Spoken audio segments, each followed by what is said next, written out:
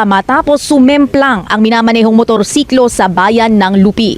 Pauwi na ng Naga City ang TV host ng maaksidente sa kahabaan ng Andaya Highway sa Barangay Bel Cruz. Nagtamo si Wally ng mga sugat sa katawan at hirap na maigalaw ang kanang paa dahil sa injury. Pinaniniwala ang nalubak ang motorsiklo ng TV host habang bumabiyahe kasama ang grupo ng rider.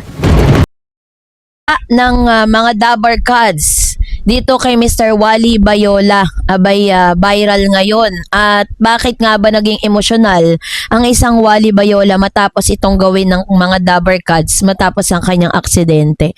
So yun yung ating pag-uusapan maya-maya lang. But before that, if you haven't subscribed yet to my YouTube channel, please don't forget to like, share, and subscribe at hit mo na rin ang notification bell for more showbiz updates.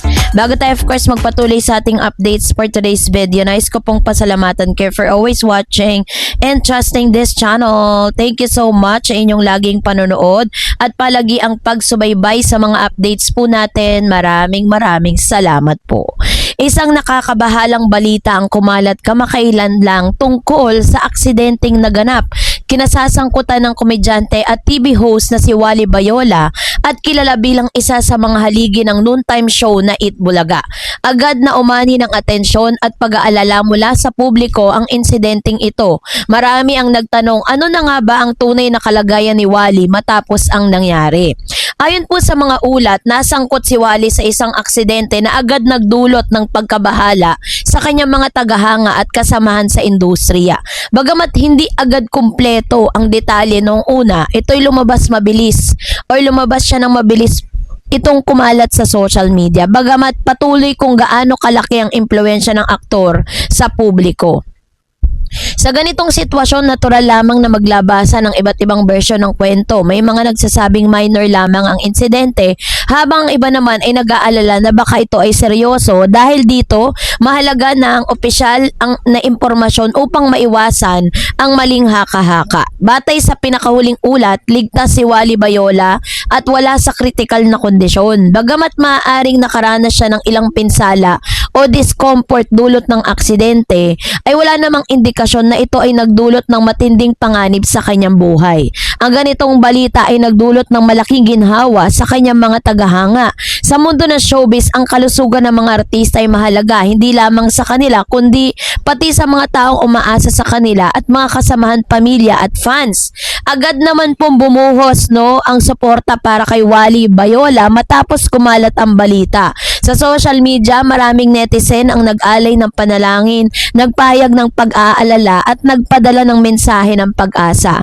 So, hindi rin of course nagpahuli ang kanyang mga kasamahan sa Eat Bulaga sa pagbibigay ng suporta. Kilala ang programa bilang isang pamilya at sa mga ganitong pagkakataon ay mas lalo itong napapatunayan. Bagamat hindi lahat ng detalye ay inilabas nila sa publiko, malinaw na naroon ang moral support mula sa kanyang mga co-host sa industriya kung saan madalas ang kompetisyon. Ang ganitong uri ng samahan ay bihira at mahalaga. So, isa sa mga pangunahing tanong ng publiko ngayon ay kung paano makakaapekto ba ang aksidente sa karera ni Wally. Sa ngayon ay wala pang indikasyon na siya ay titigil sa kanyang proyekto. Sa katunayan, inaasahan po ng marami na babalik siya sa kanyang trabaho sa lalong madaling panahon. Isang patunay ng kanyang dedikasyon bilang isang performer, So kasi iniisip ng ilan na dahil po dun sa aksidenteng dinanas po ni Wally nung matapos siyang maaksidente, ay mahirapan siyang makabalik kasi parang ang pagkakaalam ko na injure siya at medyo nagkaroon siya ng nahihirapan siyang tumayo at maglakad. Kaya po talagang yun yung dahilan kung bakit hanggang ngayon ay hindi pa rin po siya nakikita sa Eat Bulaga. Kasama po yung kanyang mga Dabar Cats kasi kadalasan napapanood natin si Wally sa barangay, 'di ba? Siya po kasi yung isa sa mga isa po siya dun sa mga pumupunta sa mga barangay para po magbigay ng mga papremyo, 'di ba?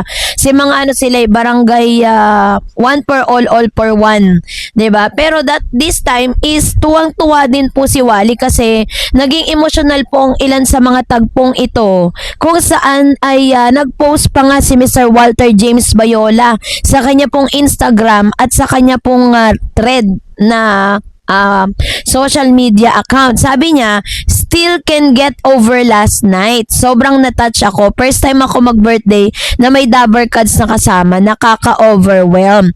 Thank you, Dabber Cards, sa surprise at sa time nyo with my family. Solid. Thank you, Ma'am Alan, sa pagpa-spaghetti. Thank you, Ma'am Main, sa cake at pa-Deep Street. Thank you, Raisa May, Miles, Ian Red, Mama Pau, Mayor Jose, sa food at sa pa-balloons. I love you, Dabber Cards. Next stop, Subic.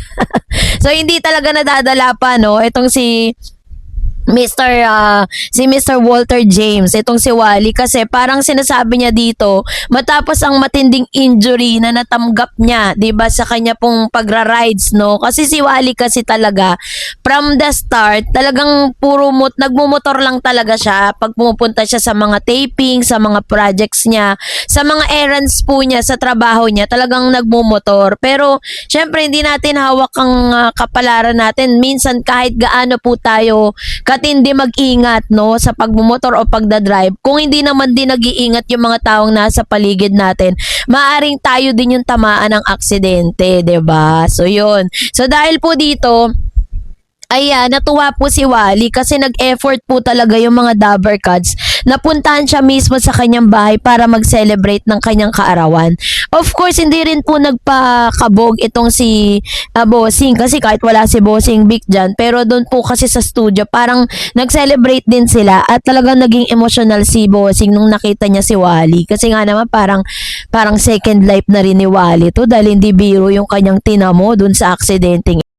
So, ngayon po, base po sa ulat, is Wally Bayola is currently stable and he's recovering at the hospital after he was recently involved in a motorcycle accident. So, ibig sabihin, sa mga nangangamusta kay Dabber Cards Wally, maayos na po ang kanyang kalagayan. Maliban sa kaunting sugat at bukol, maayos at ligtas na po ang kanyang kalagayan. Lagi tayo mag-iingat, Dabber Cards. Ayan. So, ito yung kanyang, ito po yung post, no, galing po dun sa Bayola's family, no. Sabi diyan sa TVJ's Facebook page, gave an update on Bayola's condition March 30, showing a photo of the host in the stable condition, though he is still being treated at the Bicol Medical Center.